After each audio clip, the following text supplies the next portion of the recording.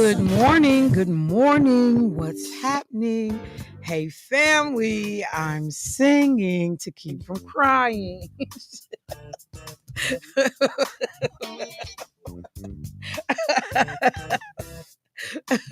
you know, you know what you have to do to make yourself feel better when you really just like, I would have go back to bed and pull the covers up over my head, but you power through because that's what we do. What's happening, family? Welcome to the show this morning. It is Michelle Bryant here at WNOV 860 AM, 106.5 FM. You listening to Say Something Real. Let me say good morning to these black men in the studio. What's up, Carvey P? Where your mic at, man? Where your mic at? Mike Devo, stop being janky. Nah, bruh.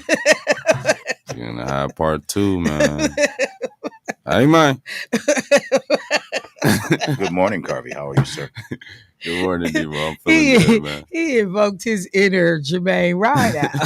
Look, He's been tainted. Martha Love was trying to ask me something about Jermaine Rideout last night, and she said, "The man that be on the on the show with you," and I said, "Who?" She said, "Streetcar." I said, "Streetcar."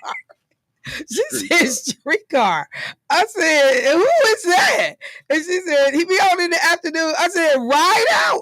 She said, well, I knew it was something about riding shit.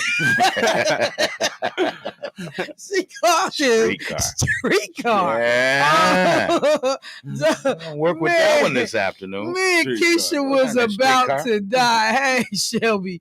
Me and Keisha was on the floor. She said, yeah, so. And you know, the brother that be on with you, man, that be on with you. I said, who? Streetcar. Who is That's bad.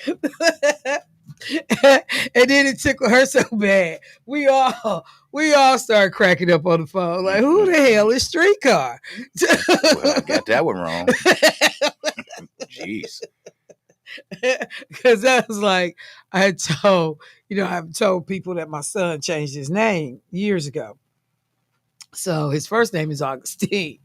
And Keisha mama to my Stingray. Why he changed his name to Stingray? We was like, how you get Stingray out of Augustine? She said, well, that's all I heard was Stingray. And so every now and then when my son call, I'll be like, what's up, Stingray? He'd be like, that's not a thing. Wow. Let's not make that a thing. Right. Don't start that. My name is not Stingray. So yes, Jermaine Rideout is now known as Streetcar. How you doing this morning, Debo? I'm hanging, Michelle. I mean, I was traumatized on yesterday evening. Traumatized? Yeah. I had to relive a time in my life on yesterday, and I didn't realize how much it affected me until this morning. Are we talking about the show that was done? No. We're not talking about the show. What you talking about? So I went out with my cousin yesterday when we all separated. So we stopped up by Snyder's, and there was a couple in there, Mark and his fiance. And so somebody said, well, she's an administrator in Wauwatosa. I said, oh, what school in Wauwatosa? So she went on to tell me, and I said, well, I went to Walt Whitman right there in Wauwatosa.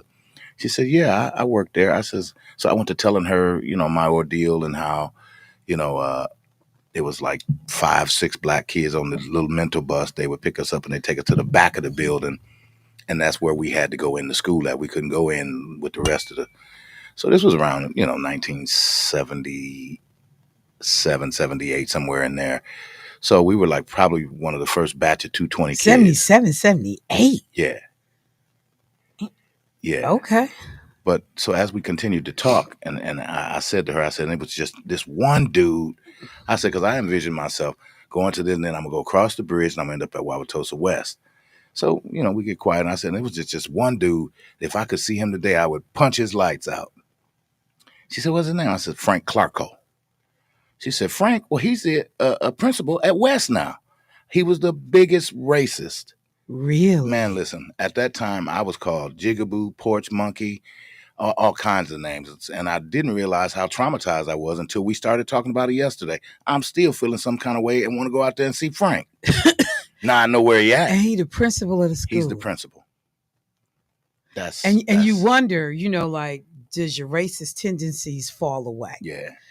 Because that's where Rep Myers was in the Wauwatosa School District, and some good jealous educators took it upon themselves to try to mess with her, with that mess they did with Dan Bice, and just having an opportunity to deal with and interact with some of the folks that's at TOSA, I was chuckling when I saw that there were going to be decisions made about closing some of the schools over there, downsizing, whatever they need to do.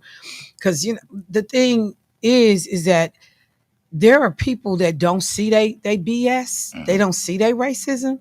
But you do things to needle people, to question people's intelligence, capabilities. You want to characterize somebody as lazy and just all kinds of crap. And it's like, you need to look at your own self. Like I think about when Donald Trump is calling Kamala Harris lazy. What the hell is that? When Barack Obama was in office and then he succeeded him, he said, Barack Obama was lazy, that he spent more time on the golf course than doing work. And then you find out when you look at the totality of how many days Trump spent on a golf course and the fact that he overinflated the price of the rooms to charge the Secret Service. He literally was pimping the American public every weekend. And you just, you just get so frustrated. And then people don't understand the frustration. People don't understand your outright anger sometimes. I listened to this guy that Trump is talking about being over defense, military background, but you ain't did nothing stellar that nobody need to be putting your behind over defense. And the first thing they showed was a clip of him saying, we're going to get rid of all of these majors and generals who believe in this diversity, DEI, and woke bullcrap. And I'm just like, the entire system had been designed to benefit you and people that look like you. You got the audacity to be pissed off because somebody said the system hadn't been fair and we need to do something to level the playing field. They didn't just say it was true. Yeah. Like, I mean, obviously, that's why that Aaron Rodgers, I don't know how nobody that's black cheers for Aaron Rodgers. Because you lie about getting immunized. And then when you get caught lying, you pivot to, woke culture is not going to come from me. That was code for black people. Like, why are you invoking us in your nonsense? Well, see, that's what happened when you go in the dark. You can't win a game now. Every time you get out, I'm so happy. Losing. I will never understand anybody else black that cheers for him or Brett Favre. I don't give a damn what you did up until this point in the NFL. Because y'all have shown y'all true colors. And there's some Packer players like, oh, Brett Favre was really good to me. Don't want to hear it. So I'm glad, to hear you say that out loud, because there's so many people walking around with those kinds of scars from those experiences. And I tell people all the time, like, for everything I've seen and witnessed over my lifetime, my school experiences never had that. Going to school in New York, finishing down in Alabama, but I was always insulated, even though I had diversity in my high schools and in my, I went to school with mostly Hispanic children in New York. Down south, I had a sprinkling of white people at my high school, but it was predominantly black high school. So my teachers was black. I didn't go through none of that. Yeah. So just think about, you got to walk in a building, and like you said, you pulling up to the back of the door, back door. Yeah. We're not going through the front. And then, there's the likelihood you getting ready to be called out your name. Every day. It happened every day. Mr. Avery was one of the principals. I ended up getting put out because I wasn't taking it. So, yeah. Were you telling your parents? Yeah, but I mean, what they gonna do? This is from teachers, from students, from administrators. I mean, what they gonna do? So I fought. I you called me something, okay? Well, I'll show you what a jigaboo do. One time I laughed, and I didn't even know, because I had never been called that before. I didn't know what it was. And then when Larry Fouts said to me, he said, "Hey man, what's wrong with you? You all right? You let him call you that?" I said, "Well, what is it?" And he told me what it was. It was in delay, but he got it. Yeah. I mean, that's that part. It really probably changed the course of my life. Really, again, I hadn't even thought about it anymore. It just happened to be there last night and struck up that crazy. conversation. And she was like, "Well, yeah, I worked there." And so when I threw the name out, she was like, "Oh, we hang out with Frank." I said, "Well, you better watch him. He's the biggest racist in the world." And subsequently, as we're talking, she said, "Other people have said this." So, yeah, and she showed me a picture of him. And so perhaps he's still that dude. He's still that dude. That's crazy. And then you think about, and you over people's children. Right. And people that come into the workplace and don't appreciate that you harbor certain feelings, sentiments. You think you balanced and fair, but you really, got biases. See, Michelle, it's that smiling, skinning, and grinning at work. And as soon as they get in their car, I'm sick of these.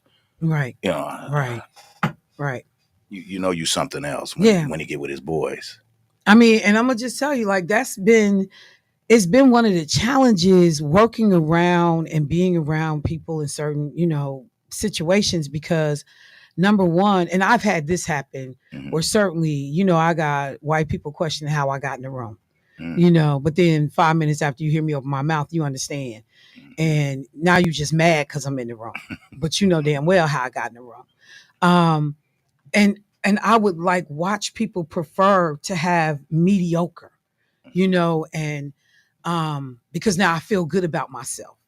And you are an affirmative action hire or affirmative action moment. And all of a sudden, affirmative action becomes equated with subpar, less than. And, but you just would sit around and look at these people like, have any of y'all ever actually looked in the mirror? Because when I say nothing special, the whole, all I would be doing is I needed a clock around my neck when I would be in some of these meetings, because I would be like, don't believe the hype. It's like, it's amazing. Those gatekeepers. It's crazy how y'all have positioned yourself to believe. Them gatekeepers will keep you out of certain rooms. And then you got black people that co-sign for this nonsense. And like you said, you skinning and grinning in these work environments, trying to fit in, and and these people walk out of here and everything they can do to stop you, or they decide you the token, they're gonna move through the ranks. It's so frustrating. Yeah, it is. That's crazy though. Man, thank you for sharing that, because you just don't think about, especially like you said, this happened in the 70s. Right. But that's just like, I know when they was talking about some of the work that was initially being done at Milwaukee County. This is when Chris Abley was still there. And we're going to deal with the barriers, or determinants, social determinants of poor health, racism being one of them. And we're going to look around at the county. Since we're going to do this work, we're going to look internally before we look externally. And, behind the scenes, I'm hearing stuff about all the white department leaders that was pissed off because people was questioning how things were being done and how decisions were being made, and if bias played a role. I go to the state capitol and you got people telling folks, when I'm looking around, and, for years, I'm the only black chief of staff in the building. For years. Don't nobody think that's weird. Who's in leadership, who the staff is. And you just look at people, and then black people get hired and come in and do the exact same thing. You got a lily white office. And Lena used to always say, well, then how do we ever develop black policy directors and policy leaders and chiefs of staffs? Because you come in and you do the exact same thing that they do. And then people want to look at you crazy because you say, no, I'm being deliberate in giving people access and opportunity that are frequently denied this. That's that BS about you then become a gatekeeper yourself. Exactly. And then you watch little 20-year-old white kids come in, and now they chiefs of staffs and running offices, and you like, seriously? And it happens at the federal level. You just like, I look at a lot of our federal leaders and I'm like, that's why you appreciate when you see people that have folks, in these roles. But then one of the things I've gotten on people is like, well, what does your DC office look like? Who leads the DC offices? Because I've had these conversations with different people. Because I see what you do in Milwaukee, but what does DC look like? That goes back to the white ice is colder. Yeah. Yeah. So. And then there's the belief that, well, these people will be more palatable and they'll be able to work the room and, blah, blah, blah. Well, you ain't gave nobody a chance to build those skills. You don't know what I bring. Lines and all of the yeah. Like, I'm going to just say this real quick. I was having a conversation yesterday with Rep Myers. A piece of mail came to the house and it came from a member of Congress. And I noticed it because I got the mail out of the mailbox. I noticed it, but I didn't languish on it. But I noticed that there was no postage on this package that came from a member of Congress. And so when Lakeisha came in, she picked it up, and somehow or another she said something about it, and I was like, what is that? And she said, it's called the franc, a franc. And I said, what do you mean? What is that? And she said, a member of Congress can send out mail and they don't have to put postage on it. It just has to have their signature. And then beneath their signature, the two letters MC. And I said, does that stand for member of Congress? And she said, yeah. Well, she used to work on the Hill, so she knew that. But it's called the franc. And I just, in all of my years of being around, I have never understood what this, I never knew. And so it's just so crazy how you still realize how much you need to learn and what you need to pay attention to. But I saw it and it stood out. And I was like, there is no postage on this letter, this package. It's just the signature of Congresswoman Moore. And she later ended up saying, like, literally, yeah, that's her franc. What the hell is a franc? So I had to pull it up.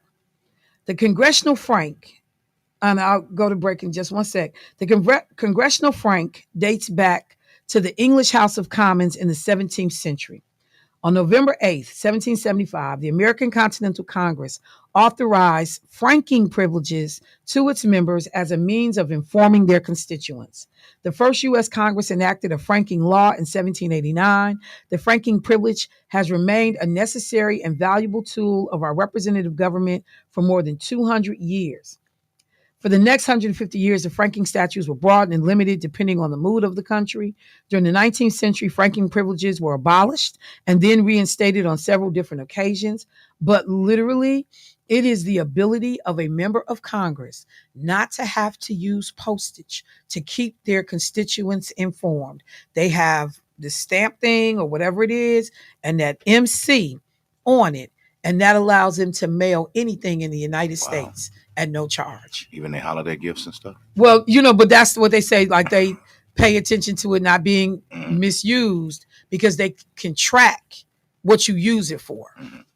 So yeah, during an election cycle, if you're sending out a whole bunch of mess and you misusing the franc, or like you said, this personal, this don't have nothing to do with Congress, it's your personal nonsense. So they can figure out what's going on. But had you ever heard that before? No. I mean, and she, she was just, that's when that you thing. Said the franc, I was like, I put that on everything. Yes, you and Hillary Clinton, y'all put it on everything, and yours is on your desk, so I know it. Well, when I go back there, yeah. But that's that other thing about access and about being in the room, having worked in Congress, the number of people. I mean, and it's a small thing, but that's, like I said, the difference between who writes a test and who takes that test. Who designs certain things and who has to respond to them. If I've never been exposed to that, Lakeisha said it like just a matter of fact. Oh, the franc.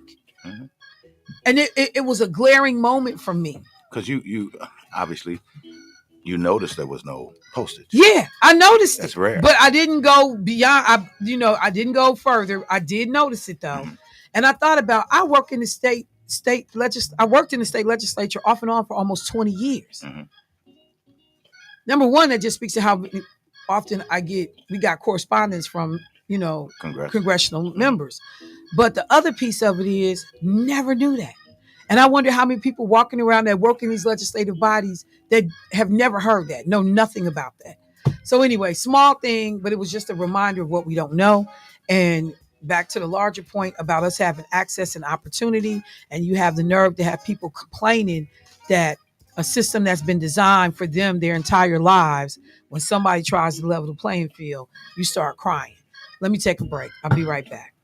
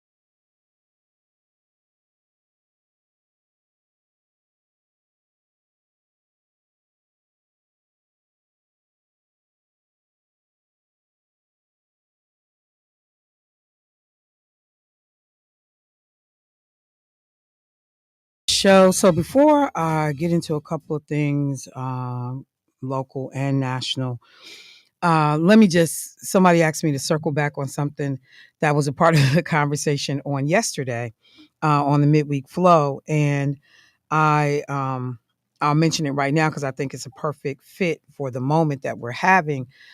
When I was talking about learning about the the signature of a member of Congress being enough to have a piece of mail sent anywhere in the United States without postage on it, that their signature alone served as the postage. So I had never known that.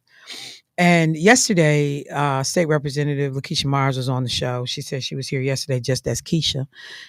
And she was on the show. And the whole conversation about Black Advocacy Day and lobbying came up. And she went into just a quick, moment when she talked about the origination of the term lobbying. And I had someone reach out to me later who said, I'm a lobbyist and I listened to your show. I never knew where the term originated. And I just wanted to say thank you. And then I'm planning to be around some folks in the morning, and I want you to quickly recap what Representative Myers said.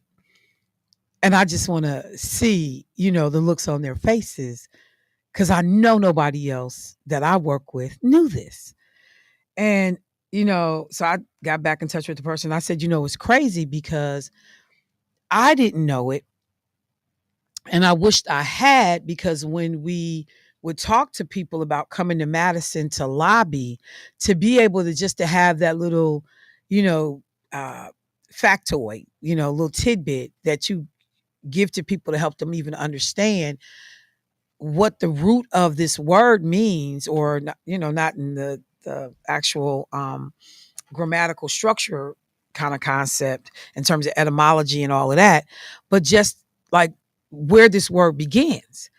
I just thought it was just interesting. And so the person said, Michelle, would you say it again? Because folks that listen in the afternoon are not always the same audience in the morning. So we were talking about lobbying and the fact that, you come up to Congress, you come to state capitol, you go see your local officials, alderpersons, county supervisors, and there is a particular thing that you are interested in, a policy, bill, legislation, and whether you support it or against it, you come to make your concerns known and to push for action to be taken that favors your position. Okay. So you lobbying, trying to get your way on something. So, when Rep Myers talked about it, she talked about the fact that she had been told that Ulysses S. Grant used to sit in, when he was the president, he used to sit in the lobby of the Willard Hotel in Washington, D.C. She said at that time, the president was not shielded away from everybody. They sat right out, they kicked it. They got off work at 5. Yep, I'm the president. And Ulysses S. Grant was known to appreciate, the spirits in terms of drinking. And so he could be found in the bar of the Willard Hotel. And people would know that. And they would come up to him and say, President Grant, I'm really interested in being, in this agency or working for this department or doing this or that. And Ulysses might be a little tipsy, might be a little full. And he would say, okay, what's your name? Carvey P, you want to be the Secretary of Defense, or you want a job in the, communications agency? Well, yeah. Then, so people would come to the lobby to talk to Ulysses S. Grant about what they wanted. And so there were folks that said that that's where the term originated. But when I did some more research about it, they said that the term also goes back and dates back to the 1640s, when the lobbies of the chambers of the British Parliament were a hotbed for political wrangling. So while Ulysses S. Grant does his business in the Willard Hotel lobby, in terms of American history, that the concept dates back even further to 1640, in which the same thing was happening for the British members of parliament and the lobbies of, um, the chambers of these elected officials at the time is where people go. So either way, the premise is the same, is that the public places in these, or public spaces in these places where members of parliament were in terms of Britain, or Ulysses S. Grant in terms of the US, people could access them to be able to ask for what they wanted. And, but people, like, it's amazing how we just start using words and terms, and later somebody puts us up on game, like the way a lot of people got put up on game about the use of the word picnic, and you got a lot of black folks saying so that's associated with lynching and slavery, and so they say the barbecue, the cookout. It was one of those moments yesterday, so I said I would do that, and I did. Now let me take a moment to just also say that yesterday brought a lot of different crazy news um, about different folks. Okay. So I got a text yesterday letting us know that Jewel Curry, owner of 502, Garfield's 502, instrumental in the Garfield Day celebration, along with the other brothers at the table that helped to pull that off, and other community members that were responsible for helping to pull that off, has passed away. From the information I received, he passed away yesterday at 5 p.m. And there are a number of people that actually, um, have known Jewel for a number of years. Knew he was a vice president over at We Energies, avid athlete, sports aficionado, loved the game of golf. I remember when 502 opened, and Tosha Davis pulled me in to help me do some of the interior stuff that was done over at 502. So, like, for folks that used to go in the bathroom, in the women's restroom, and you saw that big trunk in there, like, I bought that trunk, to put in there. The golf clubs on the walls, we did that stuff. When 502 first opened, they had put so much money into getting that piece of it done that the budget for the interior decoration stuff, it was a little slim. And Tosha reached out to me because she was like, I know what Michelle is capable of doing with very little money.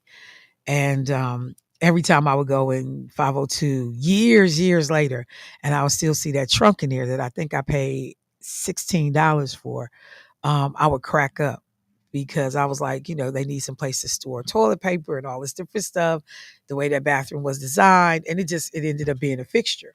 Um, and so a number of people will mourn the passing of Jewel Curry.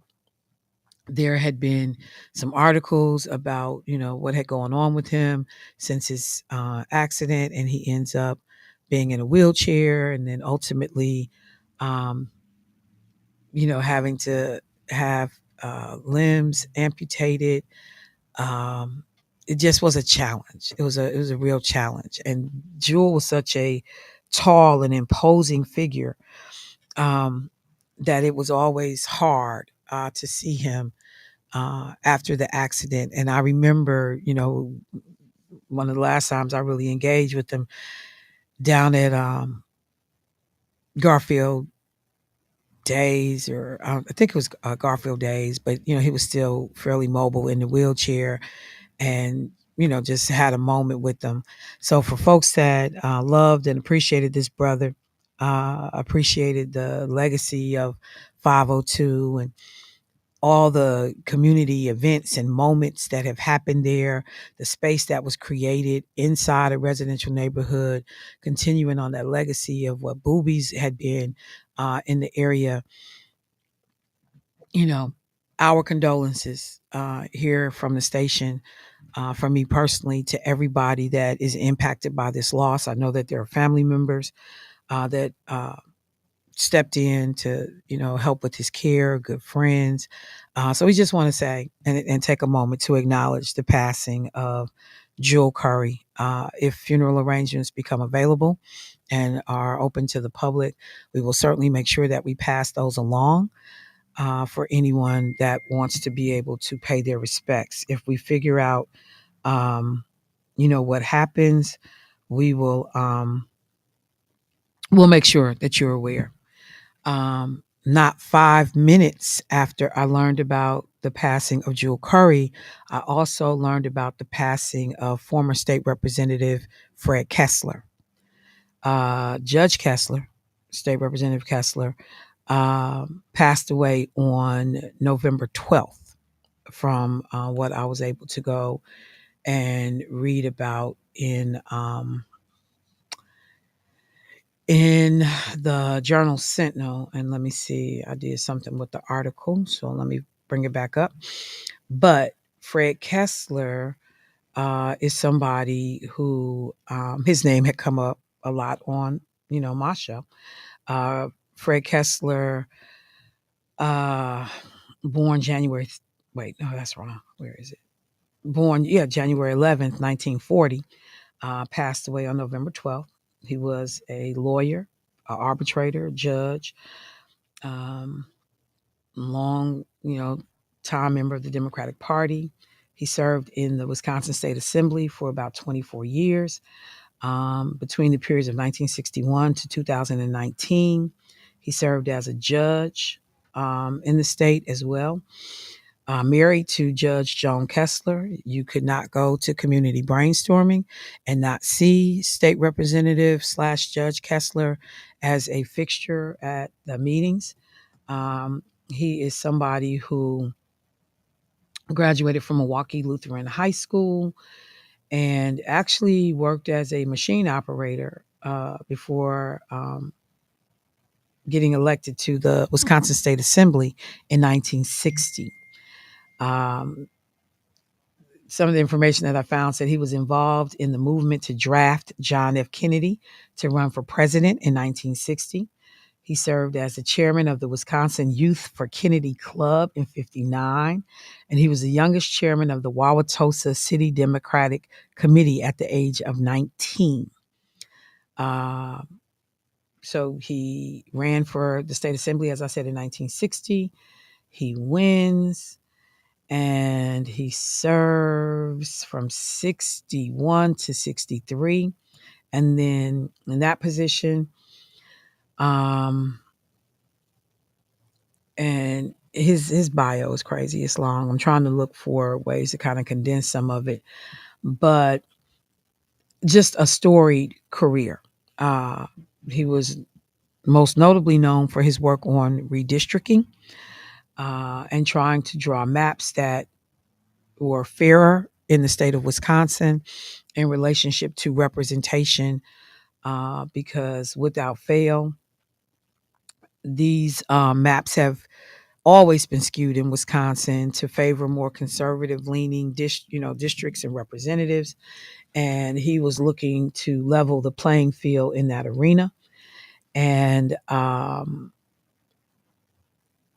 at the end of a legislative session in 1972, he was appointed to a vacant county judgeship because he goes to law school, obviously, in between his time while he's in the legislature. And so he was appointed to a county judgeship in 72. And then he had to run for office, and he ran and was elected in 1973. So, like I said, he has a long, extensive background. The reason, let me just mention this, as a civic leader in 79, along with Milwaukee Public School Board member Leon Todd, he successfully led an effort to create 3 language immersion schools in Milwaukee: German, French, and Spanish. And in 2014, Kessler and Todd received a Lifetime Achievement Award from the German Immersion Foundation for their efforts. So his footprint is heavy, both in the city and in the state. He ran for Congress a couple of times. I think 92 might have been the last time he had run, and that was in the 5th Congressional District. And he came in third in that Democratic primary. He returned to the Assembly in 2004. Um, and he, uh, because of 2012, when he went back to the assembly, redistricting removed his home from the district that he was in. And actually, they said change the racial complexity of that district, um, or change the racial complexity of the what ends up being the 12th Assembly District. But yeah, he's removed from his district. And so this is where, people that have listened to me over the years knows that, I had my beef um, in relationship to Fred Kessler, because he was also instrumental in working on creating a district to increase Black representation in the state assembly. And my gripe is that when he was drawn out of his seat through redistricting, the seat that had been intentionally created to increase Black representation, Fred Kessler moved into that district and ran for that seat. And the person who ran at that time was Dr. Renee Settles Robinson. She's a doctor, not a politician, didn't know how this stuff really works. Fred Kessler wins that seat. And he serves in that seat for um, I forgot how long, until in 2019, Lakeisha Myers runs against Fred Kessler and wins that seat. And she did not run. She served 2 terms in that role. I think it's 2 terms in that role before she decided to run for Senate and was unsuccessful in her bid for the Senate seat that was held by Lena Taylor, that I think still remains vacant at this moment. But anyway, um, so, you know, two people that highly influential in this community. And then I haven't talked at all about the passing of Mr. Beckham and his loss. I know that it came up on other shows in relationship to his contributions, but there was no way you could say Beckham and people not immediately go, are we talking, Beckham, Staple, is it Stapleton, Little League? And so a lot of conversations about his contributions as well. I will take time because I know I saw a full bio, or at least some great information in the Journal Sentinel about him, and I don't want to not do his memory disservice by not acknowledging all that has happened. So I will find that and get that up, and I'll go through that as well. But it just reminds me of the conversations that we have on a regular basis about how many people, we have lost, are losing, and what we're doing to build the bench to be able to replace people and the work that they've done, and to champion the fights that they fought and work on the things that they advocated on. Because many of these fights are still relevant. Redistricting, that's still a real fight for fairness. Even though we saw some movement with this past election, it's still a real fight. Making sure that the youth in our community have something to do and is productive and it benefits them and it builds character and builds strength and, a sense of community, that's still important. Who picks up those mantles? Um, the willingness to create a space for the community to gather and get to hang out and be like everybody else and go somewhere after work and relieve tension and have a drink and sit down, and you ain't got to drive all the way outside of your community to go someplace decent and nice. Like, there are people that have stepped up to be that for our community, and so we have to be willing to acknowledge the significance and the importance of these folks. So I just, it has been nothing short of crazy this roller coaster of just hearing this person lost, this person lost, this person lost. So again, to remind people, reach out to the folks you care about. Because I started this yesterday because I mentioned Pam Clark, and I talked about the fact that over at Brentwood Church on November 22nd, they will be doing a turkey giveaway. And theirs starts at 2:00, and the church is right off of 60th and Mill Road. I'll see if I can bring that flyer up real quick while I'm talking. But I talked about the fact that, um, you know, when we would have people that would show up late to the Milwaukee Health Services food giveaway for the holidays, we could always send them over to Brentwood. And Brentwood would have lines, backed up out the wazoo trying to be able to service all these people. But I know that one of the key players who had helped to organize the Milwaukee Health Services food giveaway, Pam Clark, had been out. I know her husband had been sick. Her own health had been, kind of shaky. And then her husband passed away. So I was like, when I was talking about it yesterday, I said, I got to call Pam Clark because I don't know, what's going on. I talked to her probably like in August, and I was like, I need to check on her and just see what's going on. So I don't even think this year Milwaukee Health Services is going to do the food giveaway in the way that they've traditionally done. By now, somebody would have reached out to us to ask to come on the show. Yeah, the spot would have been running and on the air. And so, I'm going to call over and check on folks and see how people are doing. But just think about if that's not done, what kind of void that leaves in the community. Because as somebody who volunteered at the Milwaukee Health Services holiday food giveaways, both Thanksgiving and Christmas, the amount of cars that would come through there, and Pam coming through here, like, we had planned to serve 500. This year we reaching for 750 or 1,000 families.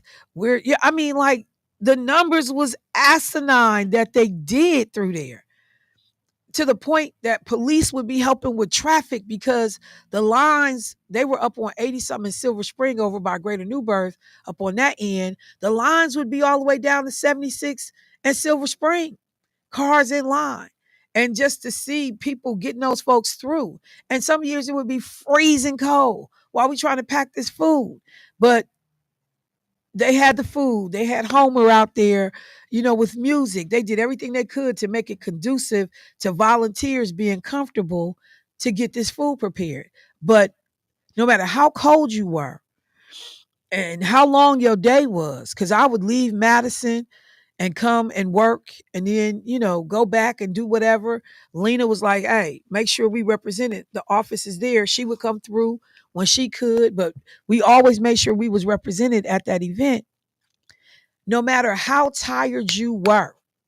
And I'm that sister that was moving boxes and cutting boxes open and carrying them over to the places where people needed, to start bagging. So I'm moving heavy stuff. And fingers cold because, Pam done found lobster to give away. Like, where you finding lobster to give away? The look on people's faces that would drive through those lines. Merry Christmas. Bless you, child. Happy holidays. Thank y'all so much. This is the difference between having dinner and no dinner. It was worth it. It was 100% worth it.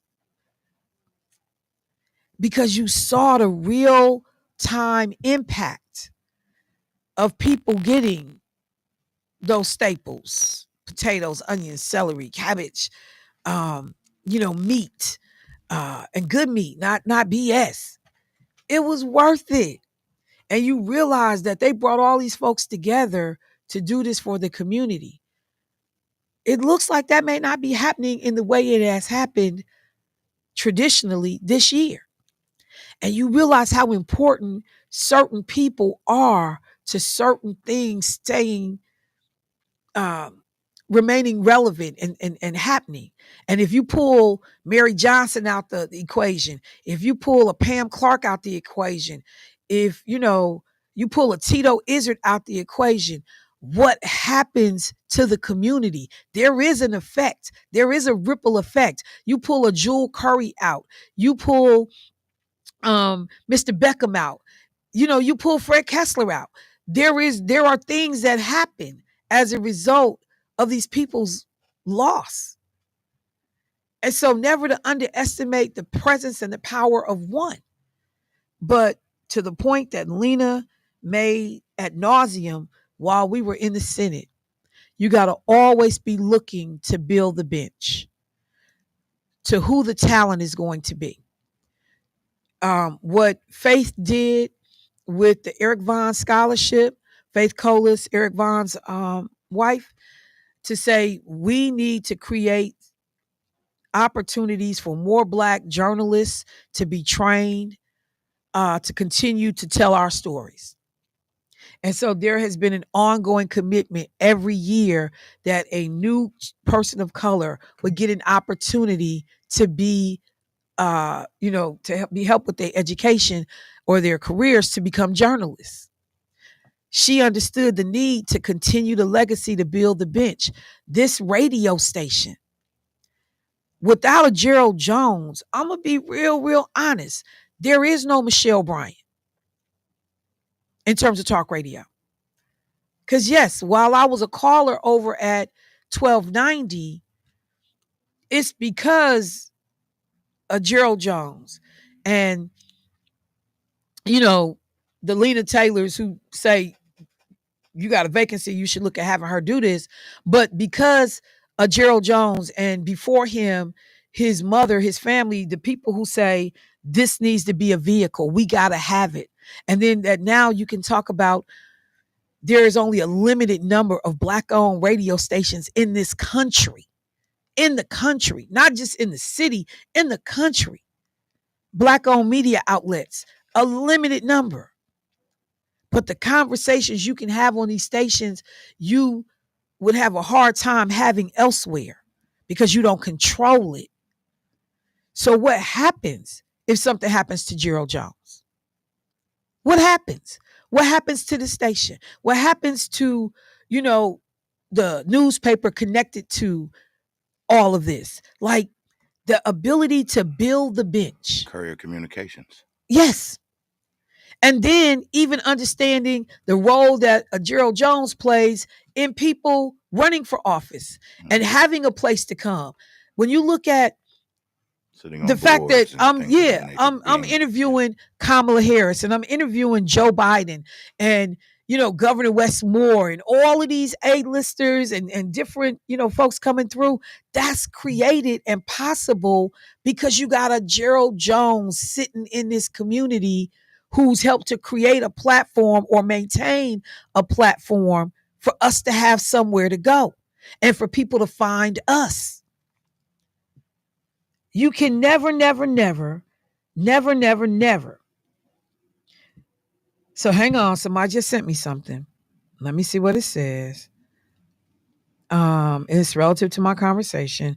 It says, good morning. I saw a billboard near 76 and Good Hope, Milwaukee Health Services on one side, and a notice about a food giveaway at 8700 West Brown Deer on November 16th. Sorry, I didn't see it all.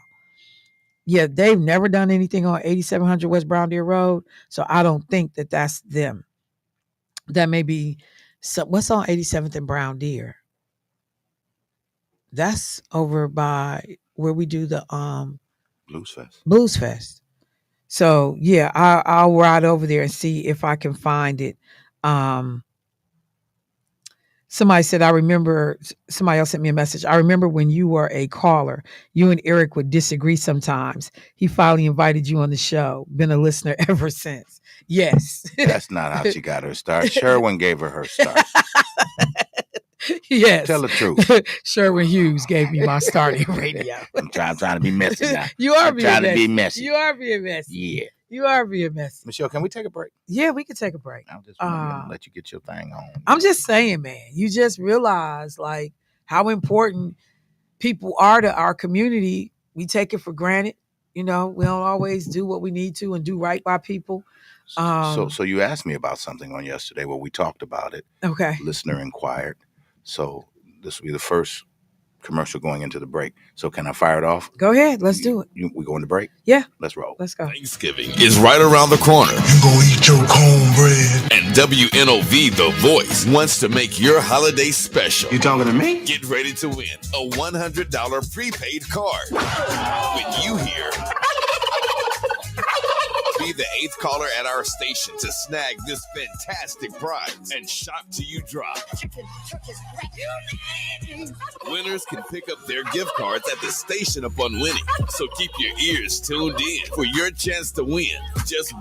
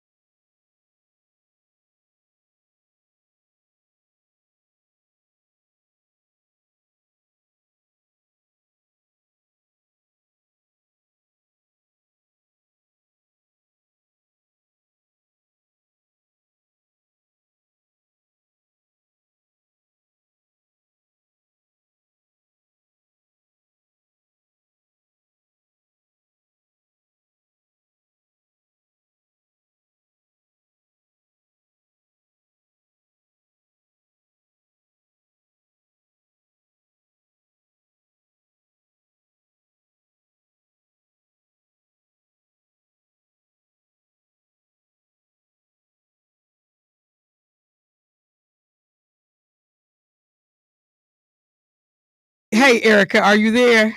Hey, love, I am. Did you hear my triflingness? I heard your testimony, and I concur that that is how it goes down. I mean, I'm just saying, and and then I fool myself about how young I am sometimes because sisters still look good, and so I'm like, hey, man, this ain't a 30-year-old immune system. We don't heal the same. Look, so first of all, Erica, for folks that are not familiar with you and the organization you're with, can you tell people a little bit about yourself and Health Connections? Yes. Again, my name is Erica Sinclair. I'm the CEO and founder of Health Connections Incorporated. We're a brick and mortar clinic located at 4655 North Port Washington Road, Suite 300 in Glendale, which is down near Milwaukee, where we are located. And we've been there for 10 years. And so we usually celebrate our 10th anniversary. Wow. And yeah, that's what I said. So that's crazy. God is real, all the things, I promise you. But wait, Erica, so what's your background? Like, how you just we gonna open up this facility? Who does that? Like, what is your background? So listen, so this is true. So my background is I'm a microbiologist. I'm a clinical laboratory. Wait. Hold on. Right. Don't breeze past that. You are a microbiologist? I am. Okay, you the first Black microbiologist I personally have ever known and met. There. That's crazy. Where'd you go to school? I went to UW-Madison, and I did my master's in clinical science at Milwaukee. Wait, hang on, Erica. Do you have us on speaker?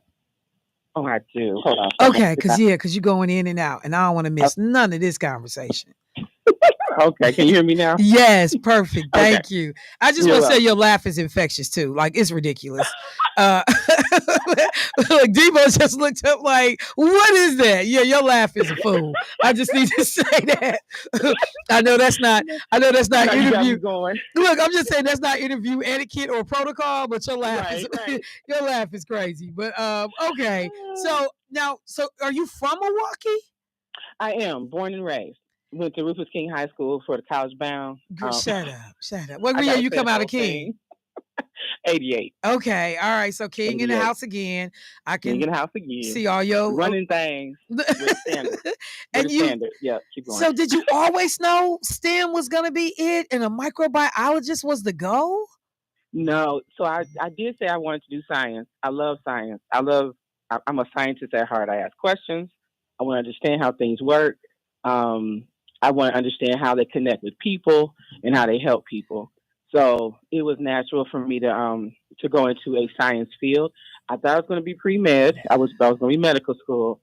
And clearly God had other things for me to do because I've got 4 degrees in other things outside of med, but always in science. Wait. Did you say you have 4 degrees? I'm sorry. I have 3 degrees, 4 majors. That's what it is. Really? Just overperforming, just really making me look bad right now. But okay. Nah, that's not the goal. That's not the goal. I know it's not the goal, but that's how I feel. Unintended consequences. I keep telling people. No, I am so proud of you. That's so cool. Thank you. You take all of this now, like you go and work in other fields. I mean, for other companies, other agencies for a while. Mm-hmm. I did. I worked for the Centers for Disease Control for 10 years. You at the CDC. That's where I got my. When I was there at Emory University, I got my international public health degree. Georgia in the house. All right. Absolutely. And I got and I've worked on HIV, tuberculosis, and influenza were my areas of focus. Okay. And then I came back to Milwaukee. Okay, you need your own theme music, and I'm sorry. People don't like when I use when I use Usher's Bad Girl. They was like, "That's not what he mean, Michelle." It's what I mean. I'm telling you, I can hear my mama. If my mama was listening, my mama would be like, "She heavy, Michelle. She heavy. She is heavy." So, wow. Okay, so at some point you decide to step out on your own, do your own thing. Yes. Doing healthcare delivery and seeing that there were so many gaps. And ones that when you have a bigger institution, especially ones that are older, it's hard for them to change. Okay. It's hard for them to move with the times. So I kept seeing it in different places. I work for health department. I work for a major local health system, and I work for a federally qualified health center as well. And in each one of those spaces, including my international work, you just see the gaps, and you're like, "Ooh, if they only knew how to do this one thing, they may not end up with that debt." Or if they only knew how to do this one thing, or go right here, and how to ask those questions. And so I wanted to create something where we were doing healthcare and delivering it, but we were actually going to be a model of how to deliver it in a way that really is community focused and really focused on educating the people that we serve on how to use the system and how to navigate it, and not just, come to the doctor, they tell you something, and then you go home and that's just what you do. I like people asking questions. I like to be able to tell people, like, hey, you can get health insurance, and we help people get health insurance. We work with other people, like with Covering Wisconsin, to make sure that that's handled. Like, there's so many connections and services out here in Milwaukee, but people don't know about them. And and COVID showed that, exposed that amongst many other things. But when COVID hit, it really became obvious. So like when you say you help connected. people, because I already know somebody gonna ask me, when you say you help people to get health insurance, so is this like people that are underinsured, uninsured, and like being able to tap into like the ACA, or what does that mean? Actually, it's all the above. Because we work with Covering Wisconsin, we always connect people to them. Sometimes we have open houses in our physical space, so that people can come there and meet the Covering Wisconsin staff there, and they actually help people get on any type of insurance. So it's not a limitation to it at all. Medicare, Medicaid, commercial insurance, they help you figure it out. Sometimes people just need help trying to figure out what their own employer plan is. And so people just don't understand insurance.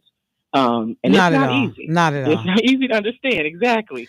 So you just understand what it means when you ain't got it. Right. Exactly. That's what we're talking about. Life changes drastically. I was laughing since I left the state. And that Cobra number is real. And I'm like, man, I'm home now. I need some insurance. I really need some insurance now. I'm gonna be over there at getting a little information. Like, didn't I just talk to you on the radio? Yes, you did. Right. But Cobra for a single person is a stupid number. I couldn't even imagine what families are going through. So I noticed, I visited your website, and I saw that you did something that I thought was super, super cool. Wakanda Wellness Week. I don't care what nobody say, because I got Wakanda is not real. The spirit of Wakanda is real. The intent behind it is real. And so we know that these are comic figures, but we understand what it was designed and intended to channel. Why did you decide to do something like that when you started talking about a Wakanda Wellness Week? Absolutely. It's all the things that you just mentioned. It was because Chadwick Boseman passed away. When he passed away, it felt like one of our loved ones passed away. Absolutely. Like that we knew. We thought we knew him. Like the Black community. Oh, girl, I was sick. Cousin I was sick. I know. I was sick. Everybody was. And it was just a whole national situation. And so we wanted to use that and his death and his life, really, as an advocate for social justice and equality. It literally matched up with the principles that we have to make sure that people understood that they have a right to healthcare. It's a right. And it's something that they should have access to. And because we do healthcare access and health equity, we advocate, we educate, we provide the bridges for people. And you'd be surprised who the bridges are. Sometimes the bridges are large companies who want to keep their staff healthy. They want us to come in and do education. They want us to come in and do vaccines. They want us to do. So there's a wide range of things that we do.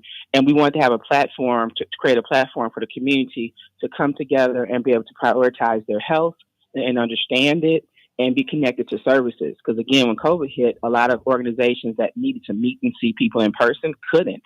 They had to close down. And then at that point, they realized they're not as connected to the communities that they serve as they think they are. But we never closed, and we always have been out here from the day that COVID hit and they announced it as a pandemic. We were outside swabbing noses. We never closed, and we won't. So let me ask this piece, because when I looked at, like, when you created the theme for that week, cultural healing, and civic engagement. Can you help me understand how those things are connected? Absolutely. So the civic engagement goes into laws and being able to get people to understand, like, what role do you play as a citizen of this country, and the things that we fought for, as our ancestors fought for voting, to be able to not just vote, but go and sit at the common council meetings, and go to the state legislature and be able to contact your representatives and keep them accountable, and making sure that you understand, like, what even that means. So that's just as important as and just connected to your health, because that's quality of life things. Those are quality of life things that you deserve to fight for and make sure that you have. You don't have to just live with that broken pipe that keeps, breaking in the street. Nope, you have a representative that needs to be making sure that gets handled. So even empowering people in not only their own personal health, but then also the health of the community itself. So what role can you play in doing that? I'm gonna tell you, like, there's this portion on the website. It says voting for a healthy future. I'm gonna be honest, I don't know that I've ever heard it said that way. But when you read it, and they talk about encouraging attendees to, or, encouraging folks to exercise their voting rights as a means to shape policies that impact healthcare access, health equity, by connecting historical context to present day social and health outcomes. I'm like, do that. That's what I'm saying. Oh my God. I mean, it's like we never thought about environmental justice being a thing. And telling people, vote for a healthy future, find representatives or people that's going to champion the things that are important to your community just to keep you healthy, Lord. Girl, you got a new fan. I'm telling you, I already liked you. I love you now. I'm just telling you right now, you doing the thing. Okay, so thank you. I brought it up, when we opened up the conversation, like this whole piece about, getting sick, being prepared, getting older. My Lakeisha, State Representative Myers, was just bemoaning the fact that she had just got her flu vaccine the other day. And she was like, I don't care what these people say. I get sick every time I get a flu shot. And so, we like, yep, they janky. They not telling us the truth. We get sick for real. But then we start laughing like, okay, we're going to stop being foolish. Go get these vaccines and do what you need to do. So you all are doing a push to, kind of get people out here and understanding what they need to do by way of vaccines. Is that right? Yeah, absolutely. Absolutely. So there's a collaboration that's going on?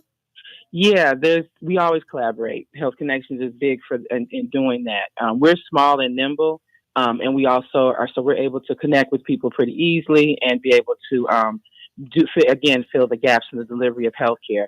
So these bigger institutions, they can't move as quickly. So we collaborate with Milwaukee County Aging Disabilities Resource Center, and what we do is, under that particular collaboration, there's a federal grant right now that we work with on delivering vaccines to 55 and older.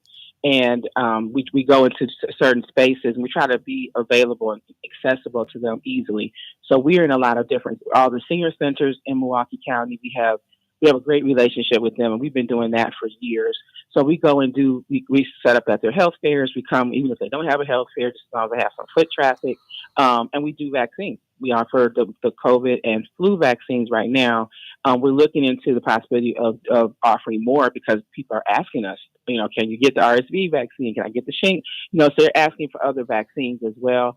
So girl, yeah, because I paid for that shingles vaccine. That's a real number. That's a real number. That's a real number. And you got to get two. You get both doses, though? Yes. Yeah. Okay. Yeah, I know people don't come back for the second dose. I was not trifling. Okay. I got it done at Walgreens.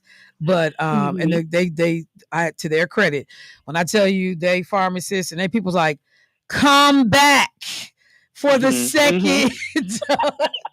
I was like literally, I'm walking away from the pharmacy area on my way out the door, and I can hear the guy, come back, Miss Bryant. I'm like, okay, man, I hear you. Clearly, this is an issue. I got you. It really is. Because, and then I actually had somebody janky say, well, I'm not good if I just got half of it. Like, well, why would they give you two if you was good with just half? Like, come on, y'all. we need some help. So, and in fact, on that vein, you know, you said 55 and up, so you hit a nerve. I'm like, she's talking to you, Michelle. Uh, why is it important that, you know, people that are in that age bracket, or even I've heard people with disabilities, that these vaccines Yes. become important? I mean, Yes. I know, you know, this ain't the same immune system of the 30-year-old Michelle, but Right. is there something else I don't understand when you say, no, we targeting this group, we need y'all to really take this seriously? What is it that's so important about this? Right. So actually, everybody should get the vaccines. I want to make sure I say that from the six months on up, everybody should be getting the COVID and flu vaccine. So that's full stop there. The reason why this particular grant is focusing on that age group, and that's one because of the funding source, but two because your immune system, to your point, it wanes over time. It gets less stronger over time. And if any of us have ever had COVID, which most of us have at this point, it decreases your immune system off top. So you already are what we would call immunocompromised because you've already been hit and you're not at full capacity as you were before COVID was in existence. And this also includes other health conditions like diabetes, you have um, blood pressure issues, hypertension. Like there are things that other conditions that you may have that also put you in that category. So that's why I say, and if you're pregnant, you should be getting it as well. We need to give some immunity to the baby. It's things like that we just need to be paying attention to. So really everyone should be getting it. It's just that this particular funding source focuses in on that age group. But when we go out into the world, and this is the beauty of it, we're able to give it to whomever needs it. So we're not limited about who gets it, but we are focused in on those particular areas, if that makes sense. So a couple of quick things then off of that. Sure. And I don't know how we are Sure. for time. Are you okay on time? Yeah, I'm good. Okay. So first of all, my colleague who passed away earlier this summer, if we was talking about vaccines, he'll be in the background like, ain't nobody getting no vaccine. You know, Yeah, just on and on and on. Yeah. My son, you know, with COVID vaccines is happening, man, y'all ain't about to kill me with these vaccines y'all making up. I'm like, hey, bruh, you'll take care and make sure my grandson is good and that y'all Exactly. good. If something happened to The baby. anybody, it's going to be a fight. Like, you know, Yep.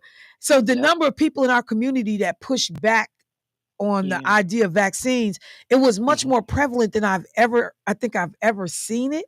But there are folks that did want the vaccine and ran into barriers to being able to get that. Have you seen that, or does that resonate at all with you? Yes, it does. And so part of it is in September of 2023 when vaccines became commercialized. And so before that, we could get it from the state, and they would just give us the vaccine. They would purchase the vaccine, they would give it to us as vaccinators, and we would be able to just go out and vaccinate everyone. And that worked right well with the model of Health Connections. We try to take care of everyone that presents themselves to us. And then when it got commercialized in September 2023, then you had to have health insurance. So we had to purchase vaccine, and we can only give it to insured people. Whoa. And so that became a barrier for us as people that give the vaccine, and it was very hard. It was also because health departments opted out of giving vaccines. And so that was a hard thing for us as a non-health department partner of the health departments, but they were able to not give the vaccine. So it was hard to figure out where to send people. Because that's where I first got my first COVID vaccine was through the health department. What? Mm-hmm. Yeah, the first ones, they were free, and now they're not. So it was very hard to do that. Now, I will say this. Milwaukee Health Department did purchase, to their credit, they did recently purchase some vaccines at the beginning of the season. I think it was 4,000 doses. I'm not sure where they are in their doses, but they're the ones that I send people to if they present to us without health insurance, and then they need the vaccine. So I'll send them there for their COVID vaccine. Now, something just happened just yesterday where the state of Wisconsin Department of Health Services sent us an email and said, hey, your vaccine for adults member now. And so we're able to order some of COVID and flu vaccine. So we will have a hopefully soon, some doses where we'll be able to go back to being able to give some to uninsured people as well. So the state is kind of working out their thing, and this is great. I'm grateful for it. And we just need to be grateful for whenever these things actually happen. And I will say that the fight of trying to get it to happen has been happening, we've been doing that fight since September 2023. And it is now November 2024. That's all I'm going to say on that. Okay. We're still fighting. You said a lot. All right. So the last couple of things in connection to this, and I definitely appreciate how much time you've given to talk about it. So, our folks need a little push sometimes. That's why when we hold a meeting, we have food available. Right. You get you a little box lunch or something when you come. Mm-hmm. Little something. Yeah. Have we had to use incentives to get people to get these vaccines? Yes, we have. And with my last degree being in public health, and I'm a public health official. I'm on the board of health for the city of Milwaukee. Okay. Health department. And one of the things that I see, incentives they do what they do. We have $25 gift cards that we have been giving out to people as they get vaccinated by us. And that's definitely while supplies last. And so we're doing our best to get to as many people and places as we can to get that done. And we do encourage people to get it done. The holidays are coming up. We want to make sure that people have your immune system takes about 2 weeks to be fully protected after you get a vaccine. And so the timeline, if you calculate it out from Thanksgiving, that would be this Saturday, November 15th, or not Saturday, Friday, November 15th. So if we get as many people vaccinated as possible at that point in time, then you'll be fully vaccinated by the time you gather for Thanksgiving. So that's one of the goals we have. Of course, we want to get even vaccinated after that, because we still got other holidays that you're gathering with family. And that's when you tend to we see the spikes when we're during the holidays because people are gathering. So we want to make sure you're as protected as possible. So please come and see us, because we have several places that we're going to be. Today, we're actually going to be at St. Matthew CME Church on 76th Street at 10:30 actually. And then we'll be at Daddy Soul Food and Grill today at 11. So we're out here in different places and spaces, and you are welcome to come and join us to get your vaccine and get your gift card. But the thing is, if you have health insurance, we can take care of you today. Okay. If you don't have health insurance, then you have to talk to the health department, and they would have to take care of you for now until we get our vaccine in hopefully next week. And that was the the question, because I literally just got pinged and somebody said, I'm uninsured, Michelle. Can I go? It doesn't sound like I can.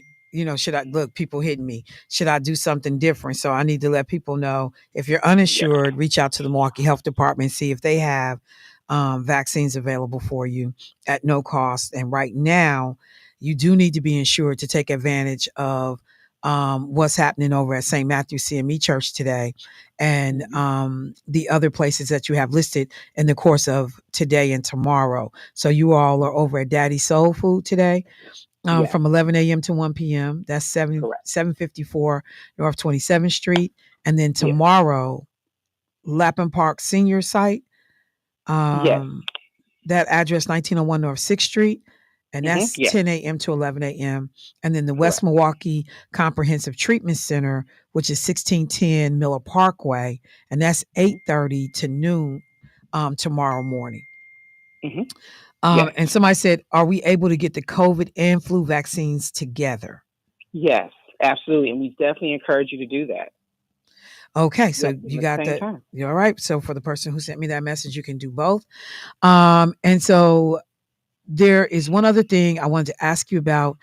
You guys are hosting Survivor Fest? Yes. What's that? Very first Survivor Fest. Yes. Real quick. So Miss Deborah Gillespie, Mothers Against Gun Violence, she came to us as one of our partners and said she had a vision that she has been trying to get off the ground for years after her son got killed by gun violence in 2003. And it was something that she presented us as Survivors Fest. And we were like, because she knows that we do platform, events and things like that for healing, bringing the community together with resources and things like that. And so when she said it, we were like, whoa. But the selflessness that she has came through because she didn't want it to be just about gun violence. She wanted to be celebrating and recognizing people that survive anything. And so she just opened it up. So we were like, whoa, that blew us away because that's, when you have something like that you've been carrying for that long, for that specific situation. And then you, over the years, have gotten to a point where you are healed enough to be open to opening this healing process, open up to everybody. That speaks volumes. So I appreciate her offering that as an inspiration for us to create Survivors Fest. And so really we're celebrating the strength and resilience. People are asking people to wear their ribbons. We actually have ribbons that we'll be giving away at the door for the different causes. And people come in and you can have multiple causes, I promise you. And then we want to honor our survivors, raise awareness. We have performances, healing circles, drumming, spoken word. And it'll be at North Division High School this Saturday, November 16th from 11 a.m. to 3 p.m. And that's 1011 West Center Street. It's free and open to the public. We are doing donations. We are accepting donations of gentle or new coats and hats and gloves and boots for children. That is to support one of our community partners called Led Safe and Healthy Homes program. And we also are asking people if they could bring some non-perishable food so that we can support the Northcott Neighborhood House Food Pantry. So those are, and they don't have to though. If you don't have it, you don't have it, and that's not a thing. Please come. We want you to join us in these celebrations. We'll have resource tables, and we have a variety of people there, and we have some amazing performances that are happening, and people are giving their stories of survivorship, and we're celebrating. And we really want you to be there with us. And this is happening. Did you say 10 a.m. to 3 p.m.? This is that Saturday, November 16th, which from 11 a.m. to 3 p.m. 11. Okay. Yes, ma'am.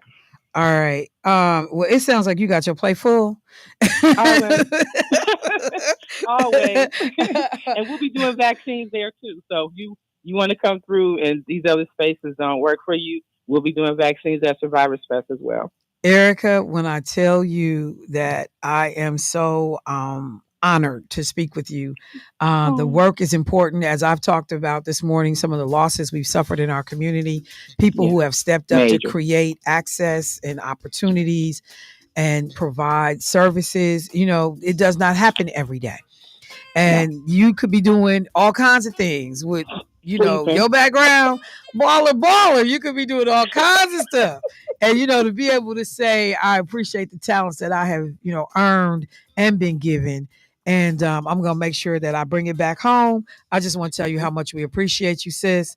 And I will remind people today and tomorrow to take advantage of both the vaccines and the Survivor Fest event on Saturday. We will do our part to make sure that folks come out to take advantage of what it is you've tried to do for the community. Thank you so much. I appreciate you so much, Michelle. Yes, ma'am. Thank you. All right, family. It's a lot to get to. Let me take a quick break. I'll be right back. Michelle Bryant, the Midweek Flow here at Midweek Flow. Say something real. I said one day I was going to do that. I have never done that before. Say something real. WNOV 860 AM 106.5 FM. We'll be right back. That's the first time I ever did that.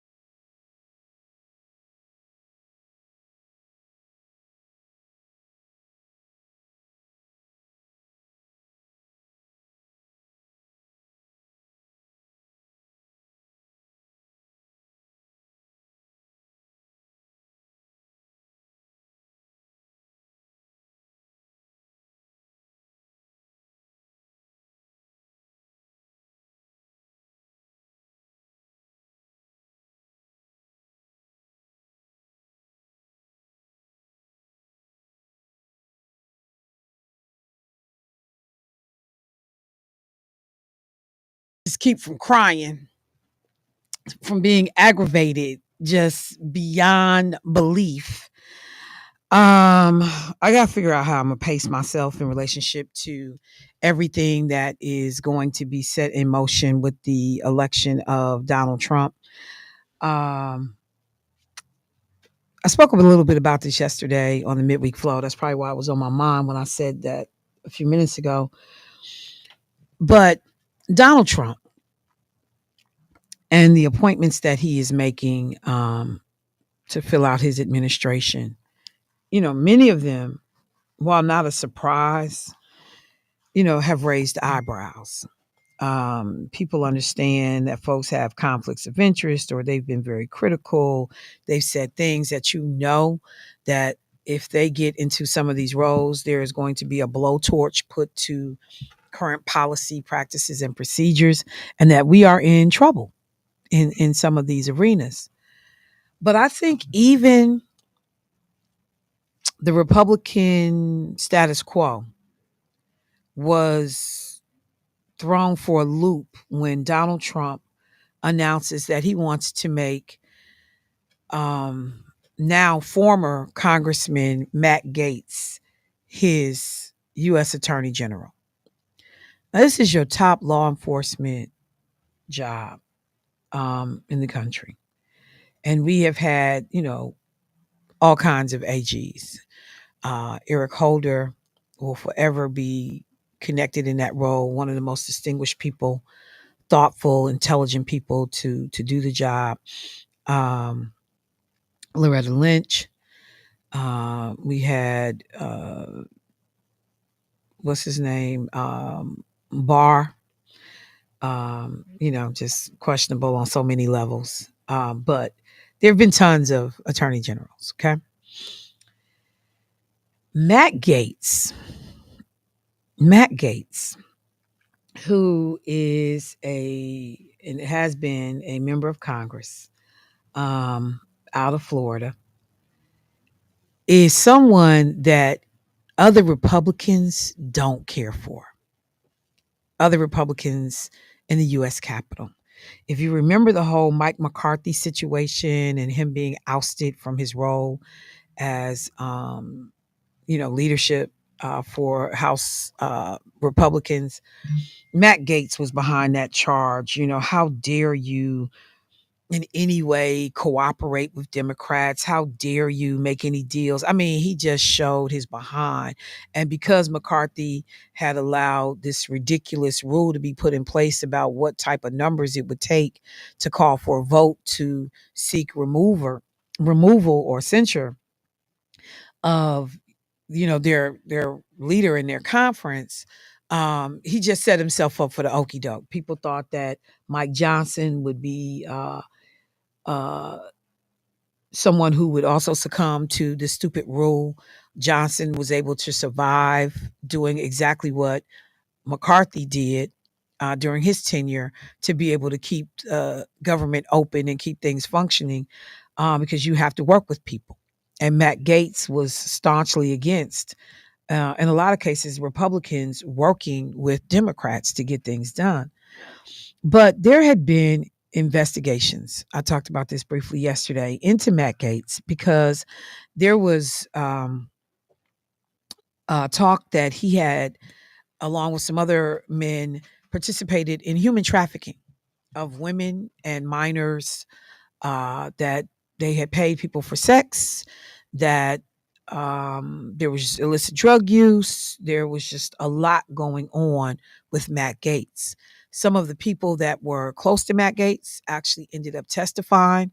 They are now actually serving jail sentences. One guy, 11 years, who said, yeah, Matt Gaetz was a part of all of that. I got and secured women for him. He messed with underage girls. This happened. This guy is now in jail for 11 years for cooperating. I guess he could have gotten significantly more time, but because he cooperated with both the House Ethics Committee and the investigations, federal investigations, he got reduced time. So these investigations and the committee work had been going on all at the beginning of this year. This is not 2023, 2022. This was this year. And so finally, the House Ethics Committee was prepared to drop a report tomorrow about, they were going to vote, I should say, about whether or not to drop this report that they said is highly critical of Matt Gaetz. So there is likely some belief, some verification that many of the things that he was accused of most likely happened. And all this was set to jump off tomorrow. Donald Trump jumps out and says, I'm looking at making him my attorney general. Matt Gaetz rushes to get his letter of resignation in to the House leadership. He turned that in yesterday. And by him doing it, he made it effective immediately. And so with him no longer now being a member of the House of Representatives, the investigation decision, the vote was going to take place on Friday to decide whether or not they were going to release the report. All of that just goes away. It goes away. Somebody said they have his phone. They're still investigating him. That's not the House committee, though. That would have to be the feds. That's not the House committee. And remember, the group at the federal level that would be investigating him, he would become their boss. He would become a leader of that division. So he would have the ability to squash an investigation. Say that again, because the person who texted me, they still have his phone. They still are investigating him. Who? House committee, their report now gets stuffed in the back of a drawer. Probably never to be seen again until leadership changes in Congress. The agency, the federal agency that was investigating Gaetz, if he is put in place as a U.S. Attorney General, Gaetz gets to have them scrap that investigation. So just like Donald Trump, who has all these different things pending. Did you steal classified documents and take them to Mar-a-Lago? Hell yeah, you did. We got the video of y'all moving boxes around and, skirting the law on returning federal property back to the United States government. Does the situation with Alvin Bragg go away? You're supposed to be sentenced because you've been convicted of 34 felony counts. That can go away. All of this stuff goes away for the most part while Donald Trump is in office. The same thing is getting ready to happen for Matt Gaetz. You get to jump out and get rid of the vote on the investigation about what you were alleged to have done. There are Republicans in Congress who detest Matt Gaetz. And you just keep having these sickening moments. Like you could pick anybody to be your attorney general. Anybody. You go pick somebody that's been accused of having sex with children. That's what you do. You want your law enforcement official to be above reproach. And while this man has not been found guilty, the report was going to drop tomorrow. The vote for the report to drop was happening tomorrow. The investigation is still ongoing. When I tell you, somebody said birds of a feather, you ain't never lied. This is the part that just makes you want to shrink back into your bed and be like, man, don't make me have to talk about this nonsense tomorrow. But we have to. We got to keep it front and center because These people are being positioned to do real damage. To the individual that texted me yesterday, oh, you're fear mongering. The possibility that you put a perv and someone who was willing to have sex with babies, with young children, young girls, that's what we gonna have running DOJ? Like, are you serious right now? For all these people that voted for Donald Trump, are y'all serious right now? Did you see this coming? I gotta go. I gotta go take a shower. Because these people are disgusting. All right, family. Carvey, Debo, appreciate you, brothers. I will talk to y'all this afternoon. Peace. Yeah.